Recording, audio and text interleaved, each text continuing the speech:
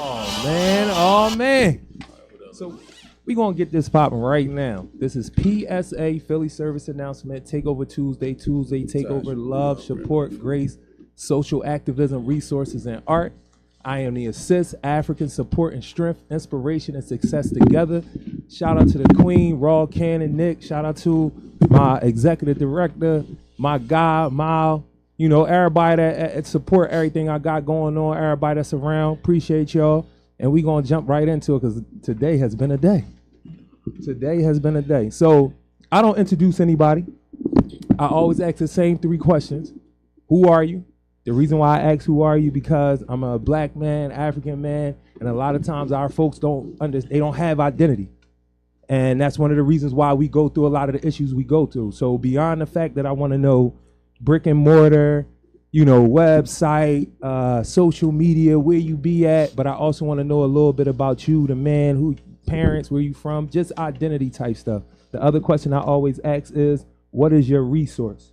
What is it that you provide? Because this is a resource show. You know, I provide resources all day long. I work in the nonprofit sector. It's something I do. I love. It doesn't burn me out because it's just my personality. I want to make sure people good.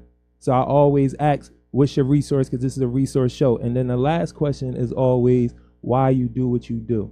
So we gonna go in a row. I'm gonna let you because this guy right here is really like my boss for real. But this brother right here, we both was Mike Lee Fellows.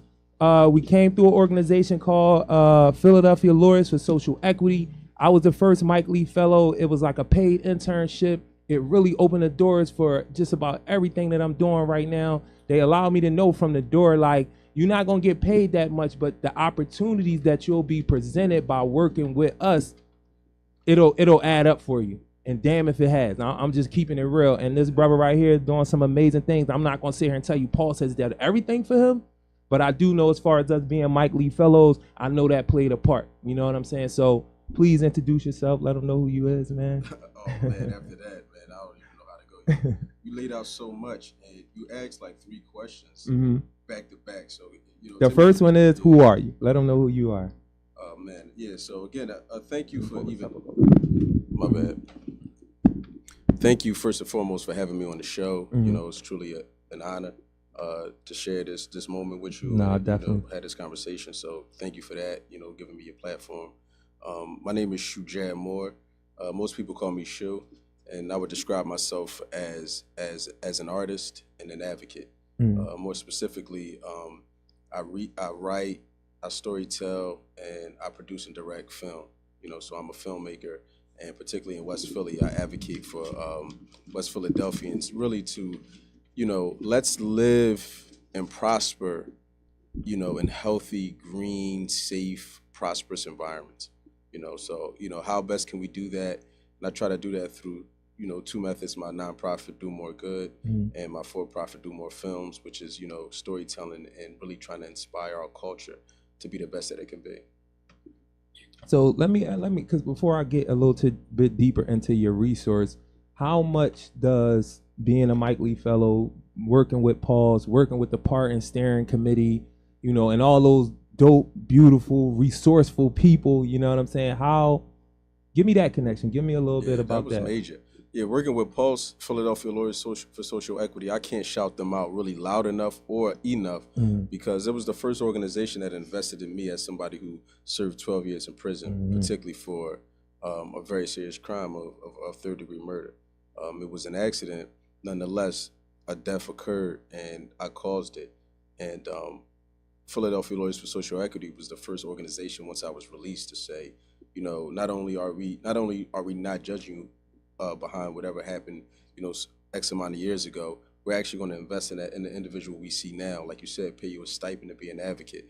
So this was the first organization that helped me, you know, create this identity or tap into this identity as an advocate. So yeah, it's been a great relationship. In 2019, really when I was struggling, dead broke, trying to get out there in the world every day, waking up, fighting for opportunities. They accepted me, granted me the second Mike Lee Fellow. So yeah, the Pulse was a beautiful organization that was founded by a man named Ryan Hancock and Mike Lee, two social justice advocates and lawyers. Mike Lee in particular worked for Larry Krasner's administration, and now he's actually here he has some big announcements coming up. So can't wait to hear from him again. Yeah, definitely. But as honor to Mike Lee for his service, the organization, after they both left and moved on with their careers, they created a fellowship, a Mike Lee Fellowship for people who had lived experience in the criminal legal system. They would pay them a monthly stipend for a year to help bring Pulse closer to those communities, those impacted communities. That's a crazy thing, because when I was doing it, when I first got the opportunity, my brother James Wright, shout out to my brother James Wright, you know what I'm saying? He took me up there. Boy, I tell everybody this story because I love to tell this story, because this is how folks really are with people. I was showed a lot of grace, you know what I'm saying? And even though I grew up with him, I had a serious crime as well. And that can be bad politically, professionally, to even be around me and associate yourself with me. Right. You feel what I'm saying? But, my bro went and bought me shoes, bought me a tie, bought me a suit. You feel what I'm saying? Took me to a fundraiser / like honoring. They were honoring Mike Lee. He was about to go into Kasner's office. You know what I'm saying? And that's where I met him. That's where I met Kat. She don't work there no more. I think Kat was still there when you first came. Captain Zook. Yeah. Right. Oh, yeah. I didn't know. I think she was still there. She was still there. I don't know if I don't know if Zane was still there, but he might have been. But those are the folks that interviewed me. That's who I met at that that gathering. Actually, I'm sorry, I gotta shout her out because I was same thing. I connected with her and it got the interview through her. So I just haven't seen that name in so long because she bowed out and moved on to different things. Yes. But absolutely, shout out to Kat. Yeah, Kat and Zook, and she was on it. That's one person I know. Like I could call, and whatever you was asking her for, she researched it, found it, and got it back to you in efficient time for you to make something happen with it. You know what I mean? And that happened a lot of times with me and her, but. It's dope that Mike is making another transition because, like I said, that's how I met him, moving out of working with Pulse into Kasner's office. And that was 18, only a year before. But that was a dope thing about meeting Mike and understanding what Mike had done and then being like, okay, we got this fellowship and we want y'all to have an opportunity to fully be back, return to society. You know what I'm saying? Being around a lot of the people that I was around, meeting, politicians, and I'm just coming home. I did 20 years. So for me, it was like surreal. Like you got this suit on, you in here with Wilson Good. I read about Wilson Good. I had never met Wilson Good, but I met Wilson Good that night, took a picture with him. For whatever you think of Wilson Good, I'm still like, it's Wilson Good. You know what I'm saying? To me. So it was like, my bro brought me into a space and it just never stopped. You know what I'm saying? And I was like, I got to keep up with it. Like, this is what's being offered to me. All right, I'm going to step up. So like, do you feel like that? Do you feel like something was rolled out or something was given to you and it was like, all right, I'm gonna run with this. Like I got it. Like this makes sense to me, because that's what it was for me. Like I was already ready because I thought about this for a long time. I didn't know it was gonna unfold like that. But once I got it, I was like, oh, it's on now. You know what I'm saying? Yeah, I felt more like that. Like I was just waiting for an opportunity and I had put a lot of work in. And I would say, I spent a lot of time in prison, 12 years. And over that time, the vast majority of that time I spent cultivating skills that I didn't know I was cultivating. I think the four main things was, I became self-aware. I learned how to communicate. I learned how to problem solve. I learned how to critically think. And, I had a lot of ideas when I got out here, but I hit a brick wall, as soon as I came home, because I really had no professional network. I had no higher degree. It was hard to get a job. It was hard to get people to believe in the things that I was saying. I hadn't really established anything. So I had to start from scratch, and I didn't know how to do that in a way that was going to elevate me in a fast enough time for me to feel like financially, socially, I'm where I feel like I should be at. I think that was part of that, trying to make up for lost time. I was doing all type of things. And ultimately, storytelling. An article came out about me in 2014. It's called Murder He Wrote, or Kind from a Kind, where essentially this woman took an apology letter I wrote and tried to tell my story and sensationalized it. I'm not sure if it was her, if it was the Daily News, but whatever the case may be, this came out, and anytime you Google me, this is what you see. So, and another thing, just rap music, movies, the stuff we watch, man, it's really pollution. Right. It really keeps us in a negative state. Our culture, as much as we love our culture and our culture is celebrated all over the world, it's a toxic, part of it is very toxic, and it keeps us mentally and economically down, Mm-hmm. you know, and because of that, I wanted to create art. I know the influential nature of art and the power of media. I wanted to create things that I think could uplift the culture and the community. So when I got out and I hit a brick wall and I really had no opportunities, I said, let me invest in something that I'm truly passionate about, I truly believed in. And that's how I created my first project, the Walkies Project. Mm-hmm. And that got my career going and ultimately led to a partnership with Pulse, the first organization that invested me. Right. You know, and that's a beautiful thing to say, like it turned into a partnership. Because when I was working with them, although I was working for them, I'm sitting on at boardrooms with a Dickie suit on next to Renee Chenault. You deal what I'm saying? It's like you feel me, bro? Like wow, it's that type of thing where it's like I understand totally what you're saying. Like, yeah, all right, I'm in the space, and they're partnering with me. They're not playing me. They not just out here using me. At least I never felt like that. You know what I'm saying? And I don't think anybody that came after felt like that neither. It always felt like a partnership, and then you can make it official. Right, for sure. You know what I'm saying? With the information that they provide, like, yo, you could be doing X, Y, Z, and we'll explain it, and then you can partner with us. So I think that's something that we need to understand more. Like, cause I got this thing where I say, like, Dan, a lot of our brothers be like Grateful Jail niggas. That's how people approach them. And that's how they move sometimes. Could you break that down? A grateful jail nigga is like you come home and you've been away so long and you want opportunity so bad that it's like, however y'all present it to me, I'm gonna take it because I'm a jail nigga, and you never gonna come out the way you're supposed to come out. Yeah, see, that's when you don't do the work in yourself. Right, and then you have people, because I've been in these situations professionally as well, who think the same thing. It's like, I've allowed you to do certain things, but remember you got that record. You feel what I'm saying? No, I could be smarter than everybody in the room. But it's like, when you want to get me, remember you got that record. And it's like, no, we're not going to do that because I got the skill set. I got the aptitude. I got the energy. You know what I'm saying? I got the experience to do exactly what you need me to do. Don't play with me when you feel like, oh, you getting a little too big for your britches, or you asking some questions you shouldn't ask, or you feel what I'm saying? And then it comes to, don't forget you got that record. I went through that. I'm not going to say the organization because they know, and people know the organizations I work for. So you can pretty much tell where it's at if I'm not with them. But that was the thing. Like it came back. I said, all right, I know your guys got degrees, but they really don't know what they're doing. You a professor. You sat in my class and watch me teach these young men who y'all say y'all can't teach identity and critical thought. You a professor. So now when the check got to be cashed properly, when I'm asking to be fairly compensated, when I'm telling you some of your folks don't really know what they're doing, and you can watch it. You seeing it because I haven't been here that long. Don't hit me with the, you got that record and we can't really do this for you, but you could stay in this position right here. I see you good with the kid. Like, no, we're not going to do that. I'm not a Grateful Jail nigga. Because that's an attitude people take. I've been in other situations, but that one for me personally, I've seen it. And I've seen my brothers have that attitude where I really be telling them, like, bro, you got the skill set. Because you've been in prison, long as you respectable, bro, long as you come on time, you professional, you do it how, don't ever let nobody question nothing or shortchange you, because remember you got that record. You feel what I'm saying? And that's what I mean by that. It's just the way I say it. You can say it a lot of different ways, but that's how I feel to me. You know what I'm saying?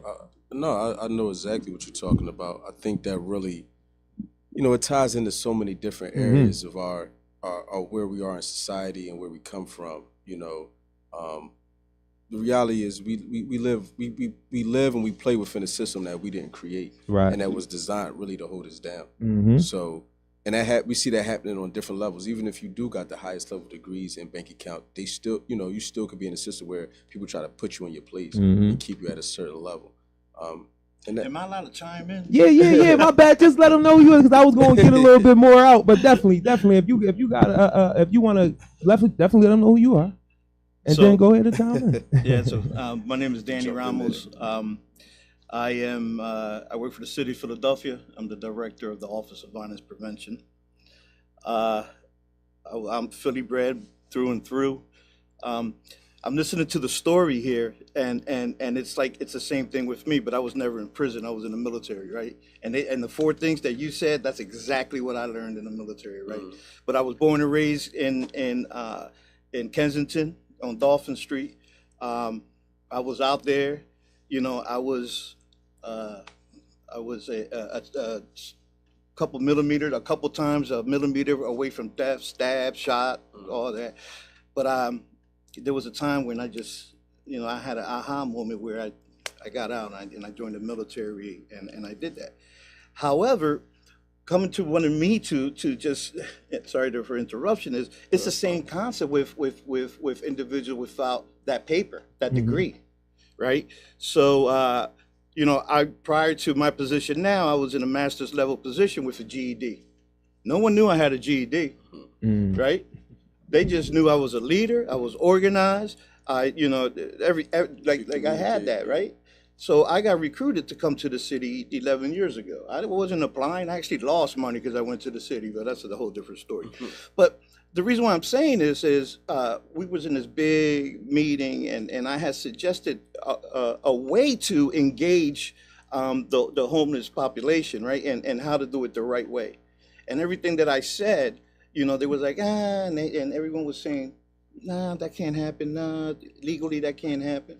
About 6 months later, we have the same meeting, and the next thing you know, they come up and they say the same exact thing I said. Oh, wow. And they went to San Francisco to go see what they're doing over there, and the guy comes in, PhD guy, he comes up and he, says, well, we're going to do this, we're going to give him a 90-day notice, and then we're going to come back and give him a 60-day notice.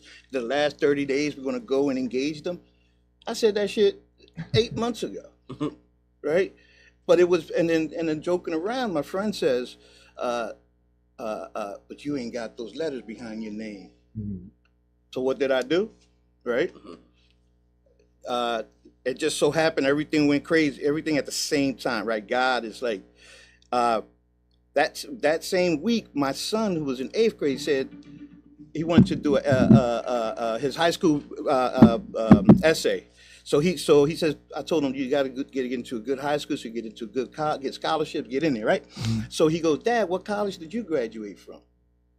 So I looked at him and I said, you know what, I didn't. I actually dropped out of May of my senior year. I dropped out. I only had 2 weeks to go, the final exams and walk, and I dropped out, right? So I said, nah, I dropped out, Pop. I only got a GED. And he looked at me, right? He wasn't disappointed in me. He wasn't.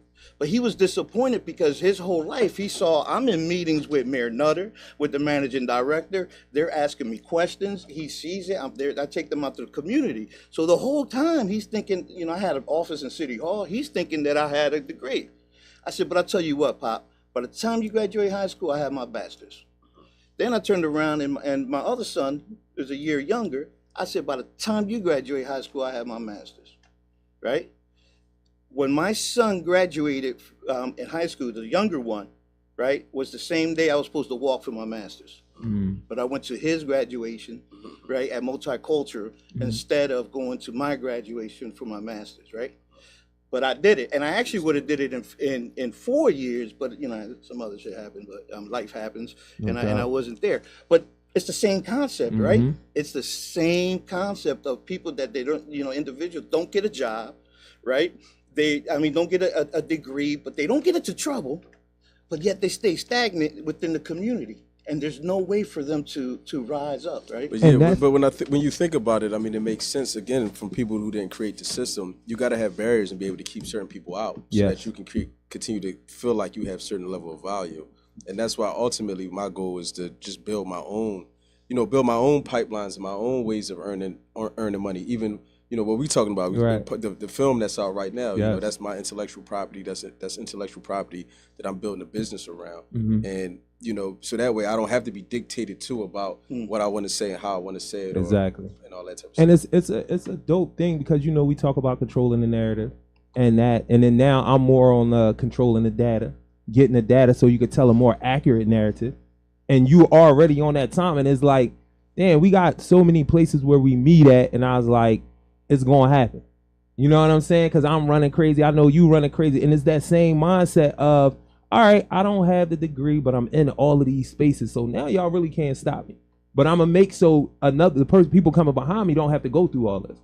You feel what I'm saying? So it's dope that you bring out. And then you talk about another piece about being back in society or not being stagnant in society. And that's what having a record can do to you in a very extreme way. And you making part in me and allowing people to know the economic impact of having that. You feel what I'm saying? That discrimination that comes, those self-esteem issues you deal with. Absolutely. You feel what I'm saying? So if you can, please, give us a little bit more about it. How have the screenings been going? How do you feel about the product?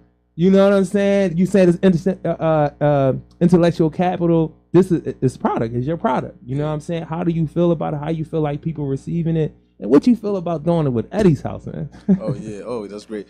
Also, too, man, great to meet you, man. Hear your story. That's an amazing story that you just dropped on us. But yeah, again, this partnership with this organization named Pulse is beautiful because we went from fellowship and them paying me to be an advocate to, expanding on that relationship and working together to go statewide. And what it comes down to is once you're arrested, you now have a record that people can use, organizations, businesses, society can use to discriminate against you. 1 in 3 Americans have a criminal record. We talk about 70 to 80 million Americans. Everybody here knows somebody that's been arrested, locked up, served time, or anything. Yes. We've kind of even just lived this life like, oh, that's just part of life. Like, you get a record, you can't really get a job. And think about all our men in this community that's on drugs, using drugs, selling drugs, in and out of prison that just like, at a certain level, life, the rest of society don't work for me no more. I got this record. I got to stay here. And that's not the case. That doesn't have to be the case. The system has so many issues with it, but this is one area in particular that works. And what's that? That's getting a pardon so that you can have your criminal record actually wiped away.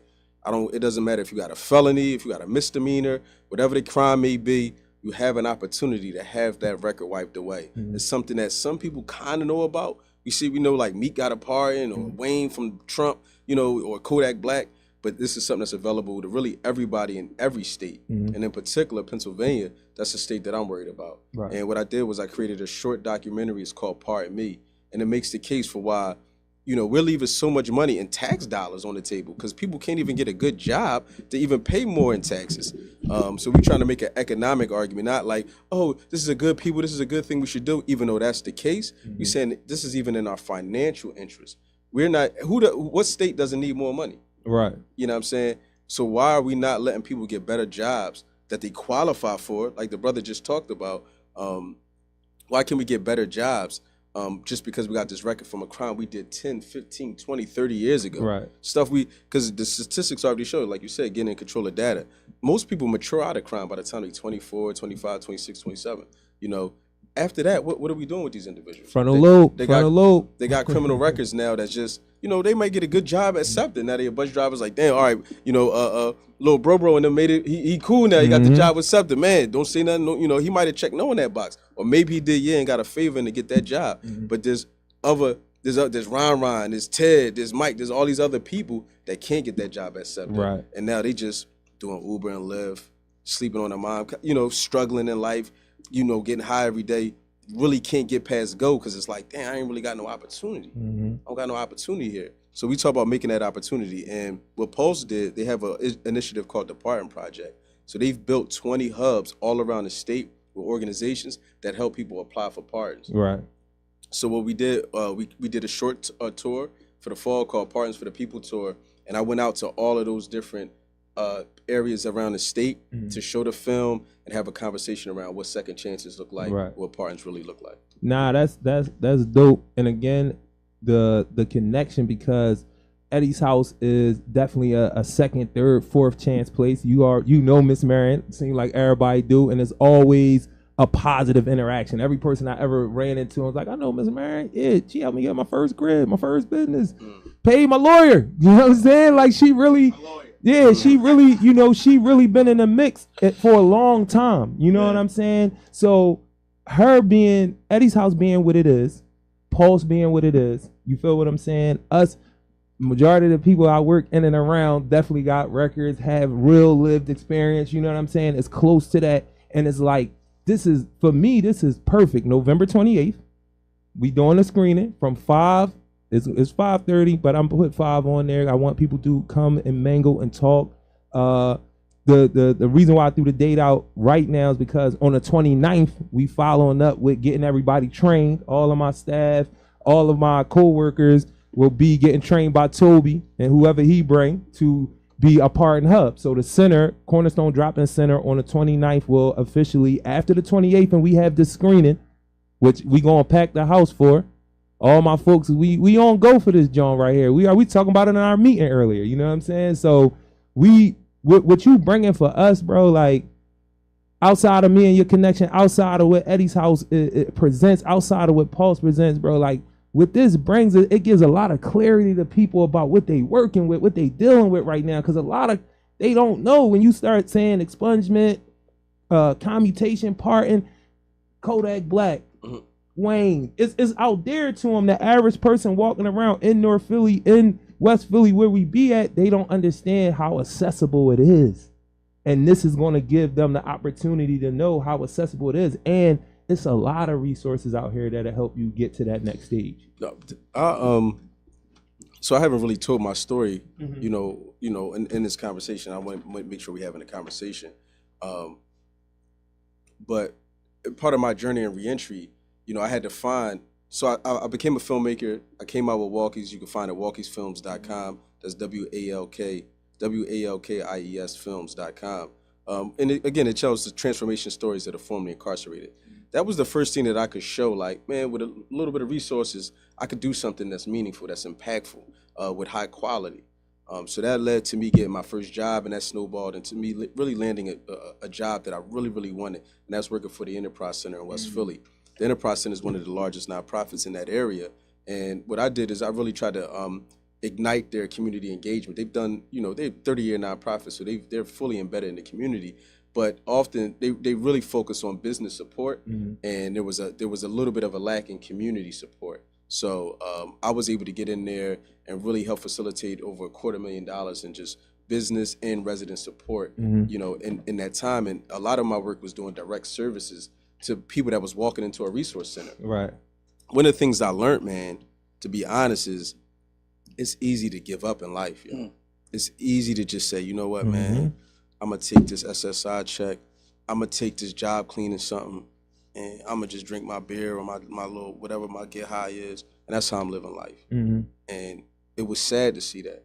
Right. It was sad, and that kind of was emblematic of even when I came home, just seeing the vibe. That wasn't the vibe that I remembered from my family and from my community. We was live, we was lit, we was excited about life. But I came home and it's just like everybody just like, man, I'm just getting by, man. And I'm like, dang, yo, we got to inject life back into our people. And this is one of the reasons that I feel like we kind of down on life is because these criminal records, man, hold us down. People like, damn, once I got a record, I mean, women don't want, it's like your earning potential go down. Women don't really want to date you. You know, jobs is telling you no. You're getting to know everywhere you go. I can't even use Airbnb. To this day, myself, I'm permanently banned from Airbnb just because of my criminal record. Just everywhere you turn, it's like a no. And it's easy to make you say, man, I can't do nothing.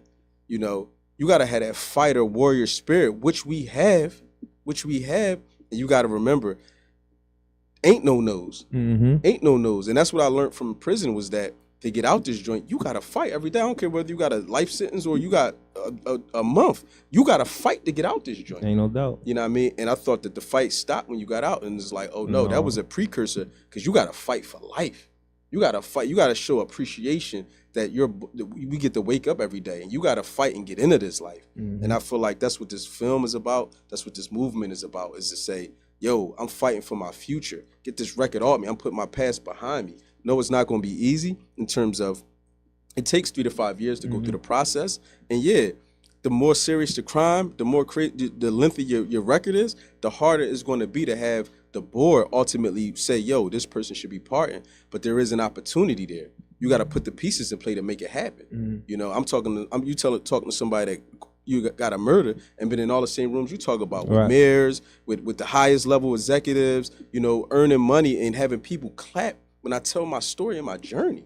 I've been on tour showing the film and I tell my journey, the good and the bad, and at the end, and I'm talking about I've been in a lot of rooms with a lot of white people, having them cheer me on.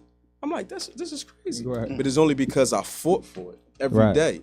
And I just want to inspire my people to do the same, because when we walk around in our communities, I'm very familiar with this area, with the area where we're going to have our screening on the 28th in West Philly. our life is, it's like we lifeless a little bit, you know. So how can we bring that spirit back? How can we bring that vibe back? Right now, everything blasted in the media is how much we killing each other. But this is the community I'm a part of, is love here. You know, this is what we need to see blasted everywhere. So these young people, that's what they see. Like, oh, it's love here. I don't, you know, every time they turn on the social media or TV, they seeing how much we killing each other, and that feeds the psyche of that's life. We kill each other. That's not life, man. That's why I you know, one of the taglines or whatever you call it is love, support, and grace.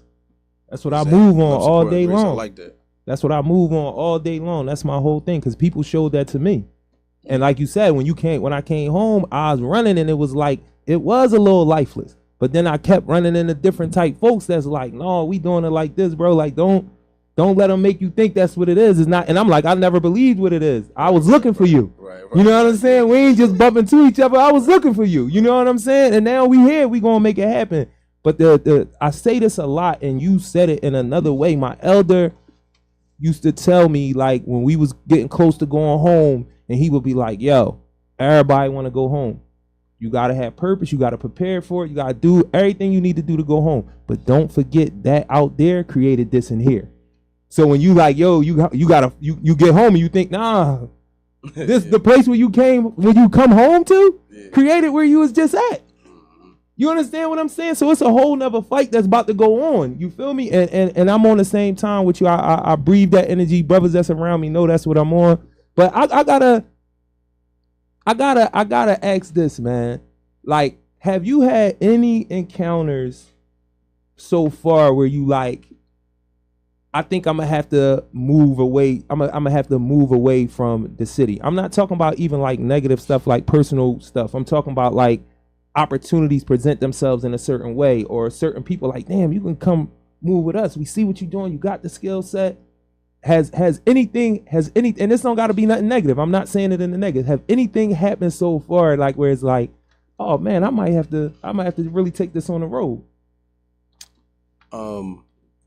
I can't say like an organization reached out to me and said, hey, we'd like to do that here. I feel like that's something that you got to build out. But for me, where I see my life going, I mean, Atlanta is like the renaissance of film right now. So I want to explore that a little bit more. But how I see my life, I have a very, very blessed family. You know, I feel like I'm living the American dream because my ancestors, my great grands and all of them, they sacrificed to give the next generation a better opportunity. We've done that for the past 3 generations. You know, and that's an honor and a responsibility. Right. So I inherit property, I inherit land, you know, and I inherit a good name of service in my community. That's before I'm even born, what I was given, blessed with. So it's like, wow. So now I understand, it took me a while to understand my duty, that, oh, okay, not only am I honor this by building upon it and growing it, but then also adding to it. And that's the path that I'm on. So in terms of like traveling and stuff, I really want to build out a farm. We got land in Virginia. I want to build out a farm there and a family compound. I love to be able to grow your own food and be able to be in your own zone. Be self-sustainable. Exactly. You took the words out of my mouth. That's exactly what I meant. You know, be self-sustaining. So not only do we have a garden in our neighborhood, but trying to really build out a farm in Virginia. And with film, you know, sky's the limit. I want to be global. I want to be able to tell stories all around the world. So I definitely see myself being, you know, building, doing that. I got a few other projects. I got a project on gun violence. I have another episode of Walkies. And then I want to get into film, you know, narrative storytelling and feature films. And I know you've told this a lot probably already, but where do Walkies come from, the name? Oh, yeah. The last thing I just want to say, got to get to Africa, man. Got to get back to Africa. Mandatory. Walkies is that's a Pennsylvania prison term for like one of your closest friends, your close companion, because y'all walk everywhere in the compound together. Exactly. So, yeah. Now I just wanted people to know, because I know what that means. A lot of people I don't think know what a walkie is. You know what I'm saying? but it's your comrade. You know what I'm saying? And you know, people adopt a lot of prison stuff. That's something I wouldn't mind people adopting, because it really spoke to the relationship that you had. Yeah. Like dudes really was on. Everybody wasn't on your top. Like everything ain't always we stabbing, we punching, we don't. You know what I'm saying? Like dudes really develop real relationships in these joints, man. And you get dudes help you through a lot of stuff, man, that you wouldn't believe that another man could help you through. You know what I'm saying? And that's a part of being a walkie. Like you really play that person's every role when it's your, you know what I mean? Y'all comedians with each other. Absolutely. Y'all each other therapists. Y'all teaching each other. Yeah, like it's a lot that goes into it. Yeah. So I really wanted you to allow that to allow people to know what that was, man. So why do you do what you do? Before I get to my boss here, it's like, no, I'm just messing with you, Danny. I'm just messing with you. Yeah, three things really. I say that one is in my blood. I didn't get all into my family, but I come from a family of social workers, community advocates. So that's just in my blood. Two is I know I have a debt to society. You know, this is how I honor the people that I've hurt, is by doing community service and helping out my people, and ultimately trying to reduce crime and reduce what happened in my circumstance to repeat itself.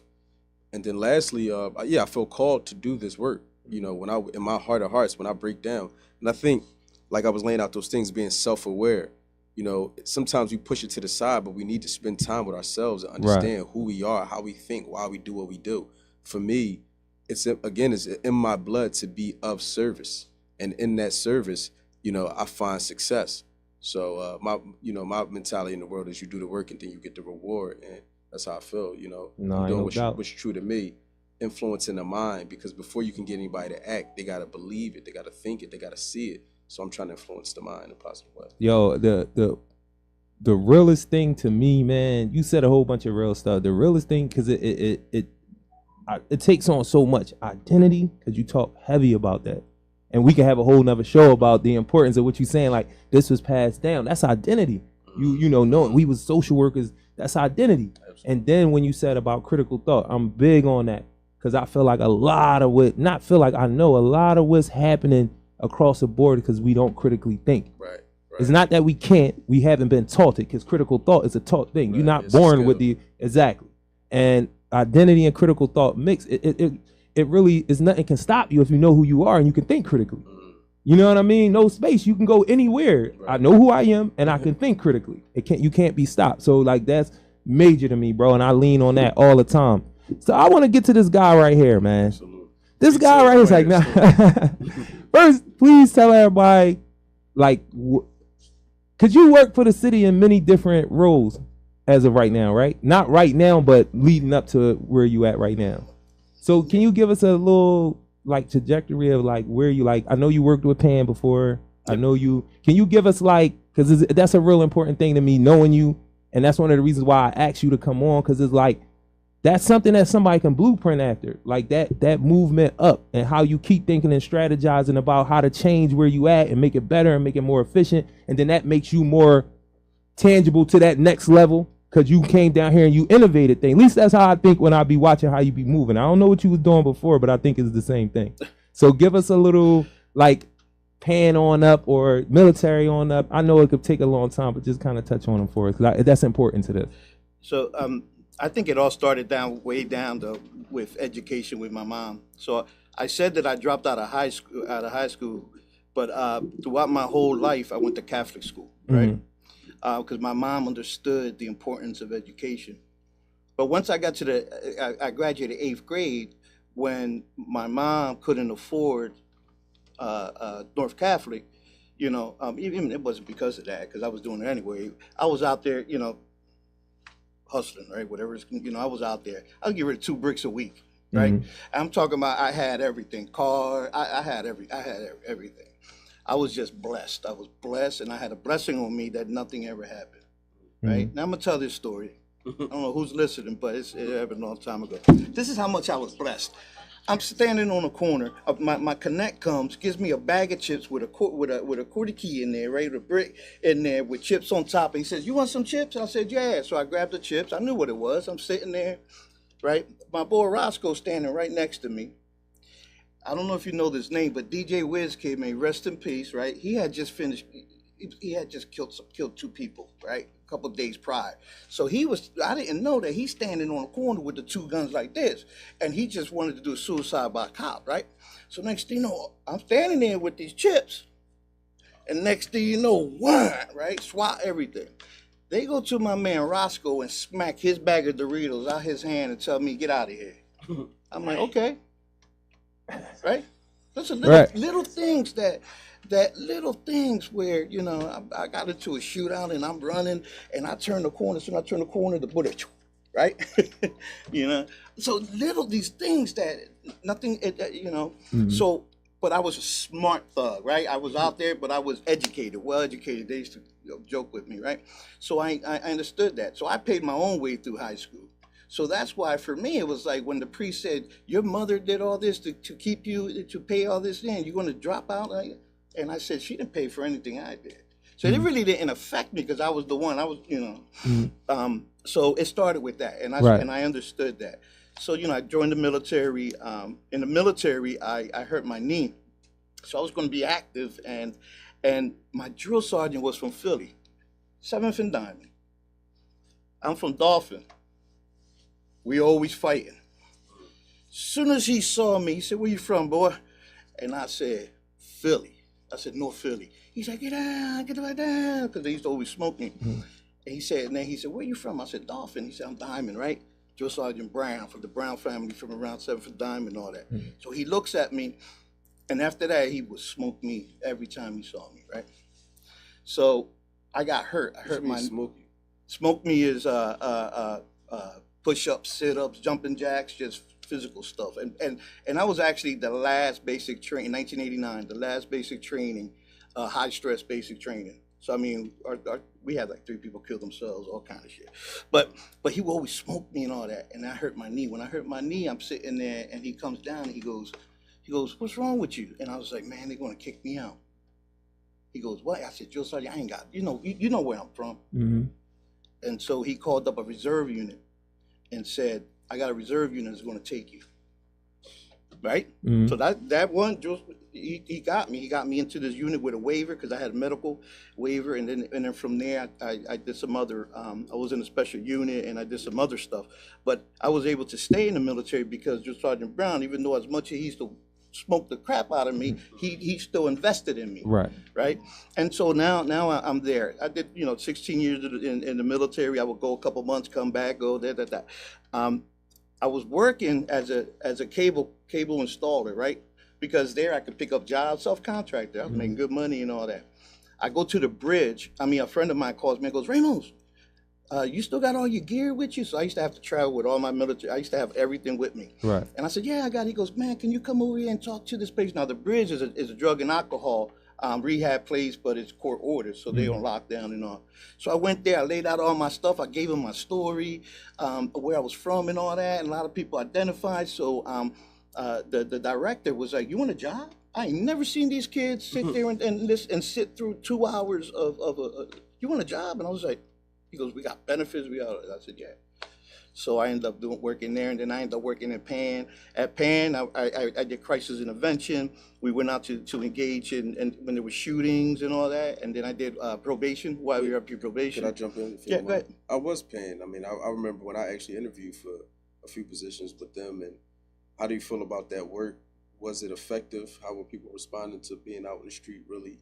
They still doing it. Yeah, they're still doing it. I'm saying, how do you feel about it? So. You might be. I don't know how much you can get into. Working out the city, talking about the city. It's just understanding, right? When I worked with PAN, we were the only ones doing the YVRP, and then our job was, that we ran that program so well that they decided to do the AVRP for smaller kids, right? YVRP? YVRP is youth violence reduction. So we did any gun charges, anything like that, 14 to 24. And then the AVP was from 8 to 12, 8 to 13.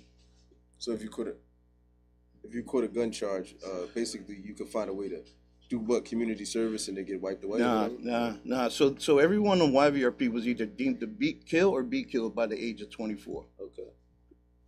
I'm talking about they did the assessments, Right. They did everything, and we lost a whole bunch of folks. We Gotcha. did.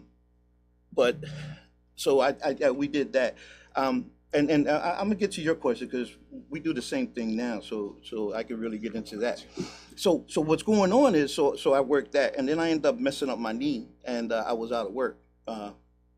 So I got out. I ended up being the supervisor of the East Division, 24th, 25th, and 26th Police District.